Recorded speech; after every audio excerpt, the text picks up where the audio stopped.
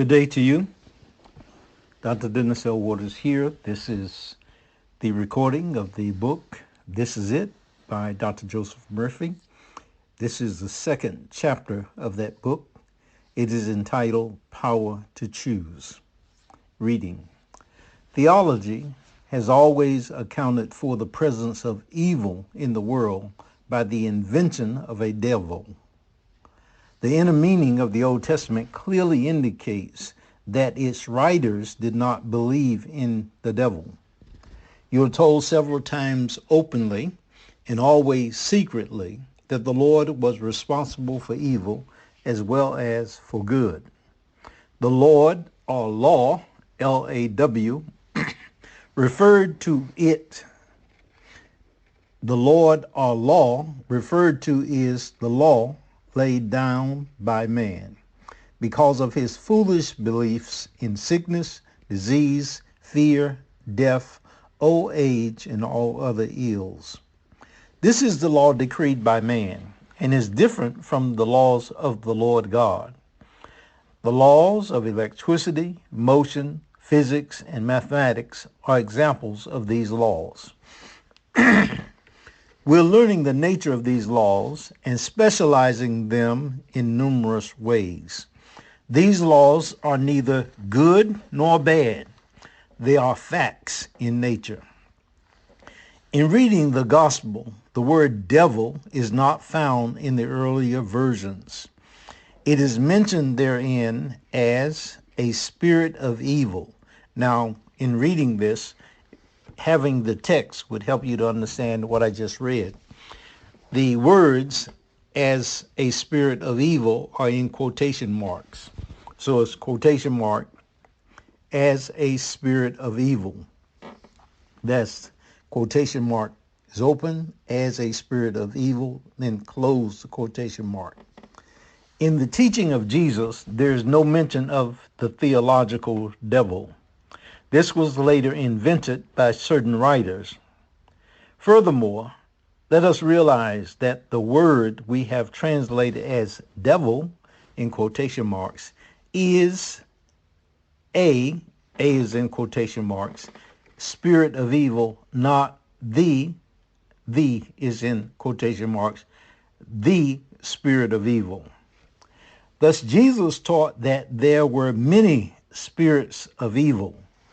Constantly, the narrative states that he went around expelling the devil from human beings. The spirits of evil spoken of are the moods of hate, jealousy, revenge, remorse, and fear. The many phobias, fixations, and other destructive negative thoughts which man and women are capable of conceiving are also spirits of evil. Jesus is symbolized in the scriptures as the great teacher of truth. He explained the laws of life by recounting parables, allegories, and fables to the multitude. The text says, "But without a parable spake he not unto them." He healed all men, women, by seeing them as perfect as their Father in heaven. He proved to them that any person can overcome any obstacle, be it what it may, that besets his path. All that was necessary for a person to believe that God within could do all things. Jesus' whole mission was to teach people how to find the Christ within, or as it is called today, the true self, the real self, the authentic self, the individualized self. That was his true mission, his whole mission, which does all things in the name of the Father. In those days, people thought that it was too good to be true. Today, we find millions believing in powers apart from themselves and living in dread of the unknown. Countless millions are victims of belief in war, crimes, disease, and the power of environment and circumstances to hold them down. It might be said that the devil is God upside down. The devil is God as he is misunderstood by the so-called wicked or ignorant.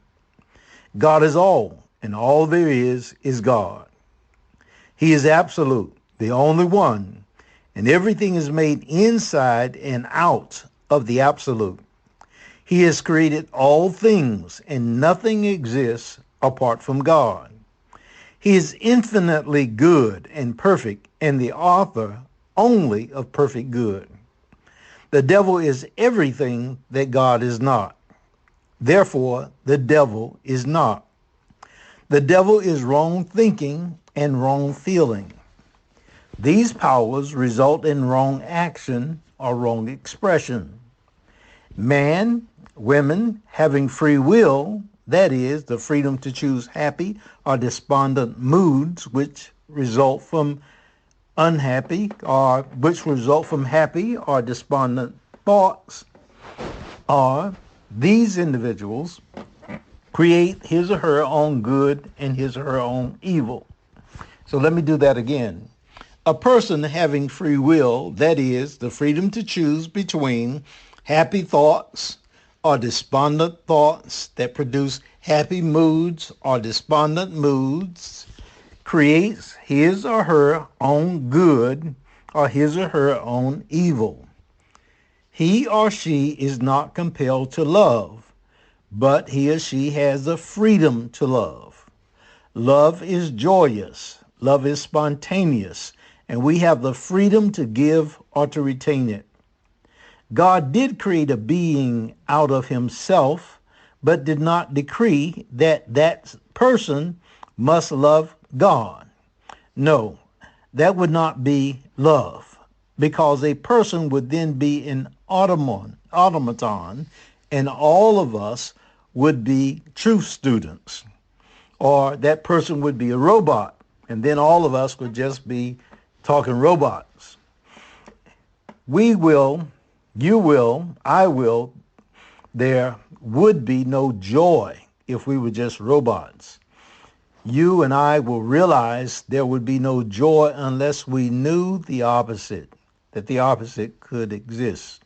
We must be able to have a choice, is what he's saying. How could a person know what joy is except he or she could experience the opposite?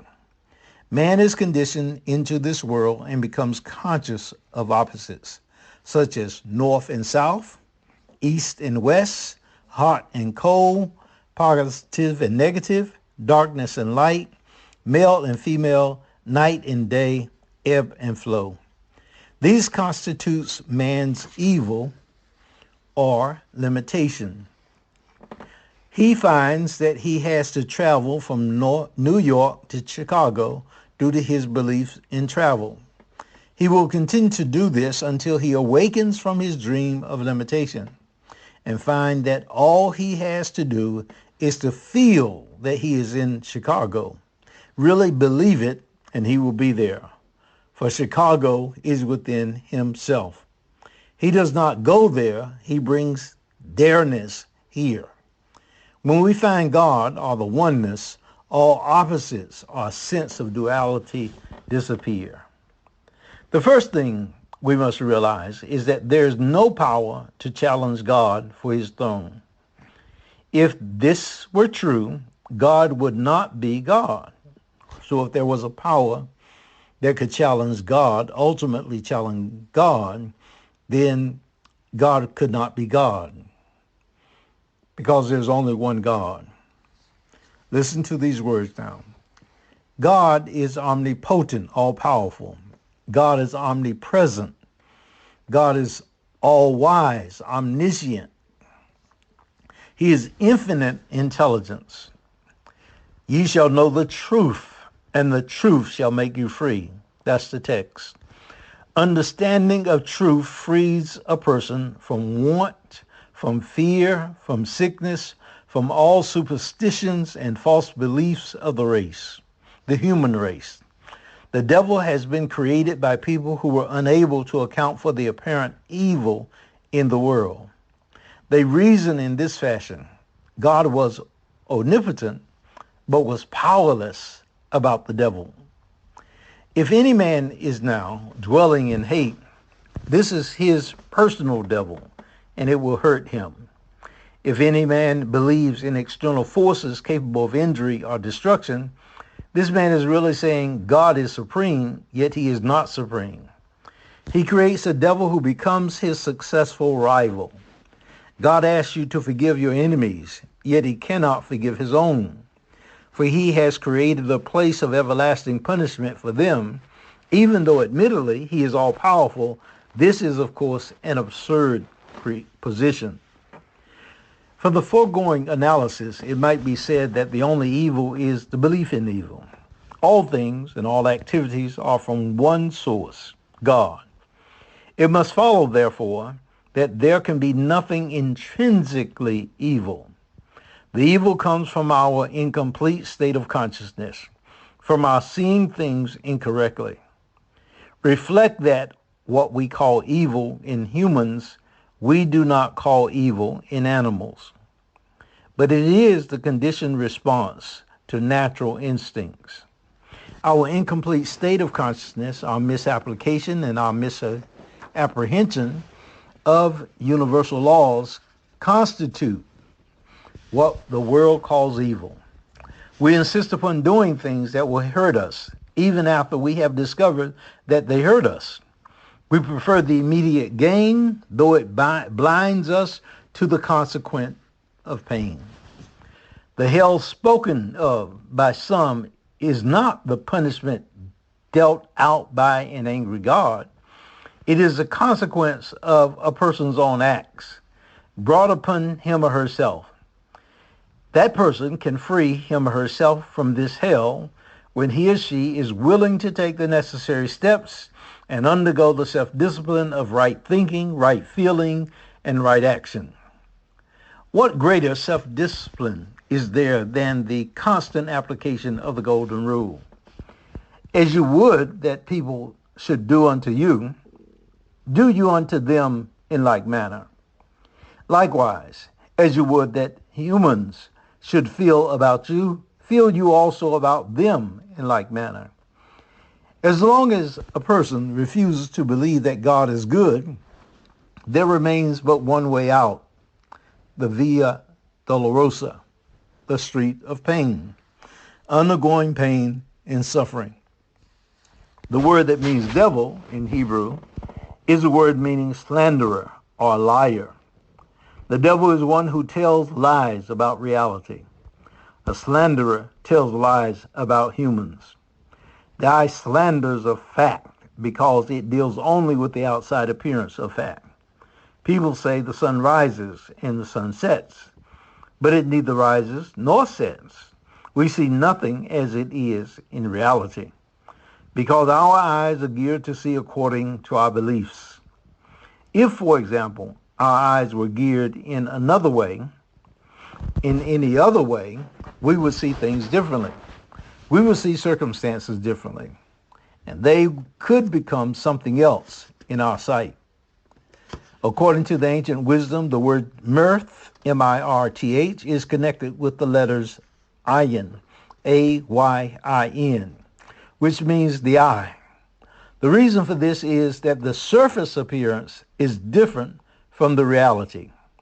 Ayin, which is a Hebrew word, a Hebrew letter, is associated with what seems rather than what is, with illusion rather than reality. This is the most mirthful thing about the devil. The real meaning of devil in the Hebrew language is the slanderer. The real meaning is the slanderer, one who tells lies about the truth. We might point out that as man awakens, he builds a finer and finer instrument until he no longer needs an instrument. He sees without eyes. That man sees reality because the illusion of the thing does not stand in his way. With the mind's eye, he sees beyond the form of the reality, sees beyond the form to the reality behind. In other words, he sees divinity beyond the mass. Without eyes, the spiritual man sees truth everywhere. He knows that one, capital O-N-E, and not two, is the beginning and end of all. However, two, good and evil, are the aspects one presents to mankind, because men are subject to the illusion of duality. Fools, deluded by outward appearance, create a demon out of the web of their folly. The awakening is that divine understanding which comes to a person who succeeds in meditation, and the last day is a time of that achievement. The wise person sees and knows that the demon is a shadow of the Lord. Happy is the man that findeth wisdom, and the man that getteth understanding. For the merchandise of it is better than the merchandise of silver, and the gain thereof than fine gold. Proverbs chapter 3, verse 13 and 14. The belief that desire is a personal affair is due to a misunderstanding of the divine urge present in all people. The urge toward growth, which everyone feels, is not from the personality, nor can this urge be satisfied by accumulating things of the world. Man's desire for power, authority, possession, and fame are mistaken desires. The reason being they are all for limited forms. They set up the law of contraction instead of expansion. Let us have the desire of being rather than of having. Then we will unite ourselves with a source of power that no degree of expression can diminish. It is true, however, that our subjective mind fulfills or grants mistaken desires also. This is often the cause of our bitter experiences. The desire to get things such as hats, automobiles, fur coats, and houses is a disappointing one. When one gets what he desires in the material way, he must then desire something else. But in this way, he does not grow spiritually. Eventually, he must look for something which will not fade when he gets it. There's only one such desire. That is to give life, love, peace, wisdom, and beauty to humankind. I am come that you might have life and have it more abundantly.